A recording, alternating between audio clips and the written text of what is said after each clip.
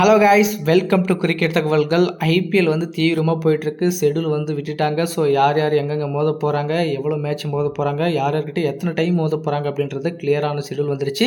இன்றைக்கி இந்த வீடியோவில் நம்ம சென்னை சூப்பர் கிங்ஸ் யார் யார்கிட்ட எத்தனை டைம் மோத போகிறாங்க, எந்தெந்த கண்ட்ரியில் வந்து விளையாட போகிறாங்க அப்படின்றத நம்ம பார்த்துடலாம்.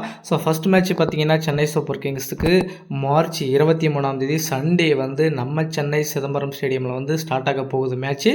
ஸோ தோனி அவர்கள் எப்படா வந்து சென்னை மைதானத்தில் ப்ளே பண்ணுவார் அப்படின்னு சொல்லிட்டு எல்லாரும் எதிர்பார்த்துட்டு இருந்த நிலையில் முதல் போட்டியே சென்னையில் போட்டிருக்காங்க. அதுவும் முக்கியமான போட்டி எம்ஐ கூட போட்டிருக்காங்க. அதுதாங்க வேறு மாதிரி இருக்க போகுது. அடுத்து 28 மார்ச் 28 ஆர்சிபி கூட சென்னையில் வந்து விளையாட போகிறாங்க.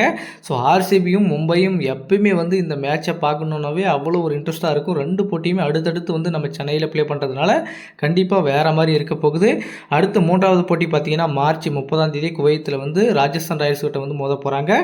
அடுத்து பார்த்தீங்கன்னா ஏப்ரல் 5 பார்த்தோம்னா டெல்லி கேபிட்டல்ஸோட சென்னையிலேயே ஆட போகிறாங்க. மீண்டும் அந்த ஓமுக்கே நம்ம வந்து கம்பேக் பண்ண போகிறோம்.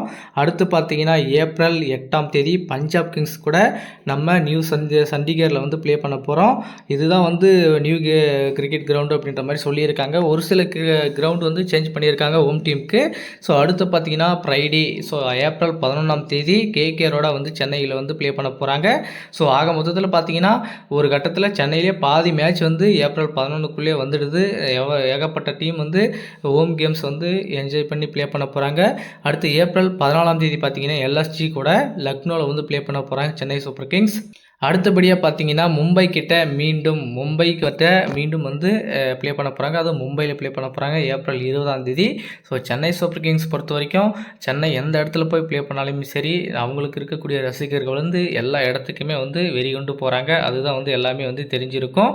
ஸோ அடுத்து பார்த்தீங்கன்னா ஏப்ரல் 25 சென்னைக்கு மீண்டும் வந்து கம்பேக் பண்ணுறாங்க. ஹோம் கிரவுண்டுக்கு வராங்க. ஹோம்லேயே மேட்ச் நடக்க போகுது. ஸோ அடுத்து பார்த்தீங்கன்னா April 30 CSK versus Punjab Kings. இவங்களுக்கு வந்து மீண்டும் வந்து சென்னையில் வந்து நடக்க போகுது. மும்பைக்கு 2 மேட்ச் இருக்குது, ஆர்சிபிக்கு 2 மேட்ச் இருக்குது, பஞ்சாப்க்கும் 2 மேட்ச் வந்து ப்ளே பண்ண போகிறாங்க. ஸோ அதுதான் வந்து இங்கே நடக்க போகுது. இந்த 25 பார்த்தீங்கன்னா எஸ்ஆர்ஹெச் கூட வந்து ப்ளே பண்ண போகிறாங்க. ஸோ அடுத்து பார்த்தீங்கன்னா மே 3 மீண்டும் வந்து ஆர்சிபி கிட்ட மோத போகிறாங்க.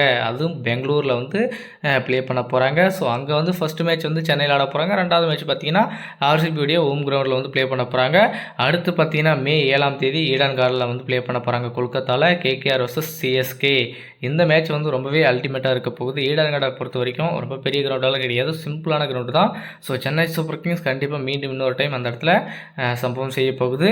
மே 12 நம்ம சென்னைக்கு மீண்டும் வந்து கம்பேக் பண்ண போகிறாங்க சிஎஸ்கே. ஸோ இதுதான் வந்து முக்கியமான மேட்சாக இருக்க போகுது. ஏன்னா தோனி அவர்கள் வந்து 7 மேட்சுமே வந்து சிஎஸ்கே கிரவுண்டில் வந்து விளையாட போகிறாரு. ஸோ ஒருவேளை அவருக்கு இது கடைசி சீசனாக கூட இருக்கலாம். இந்த மாதிரி பல விஷயங்கள் வருது.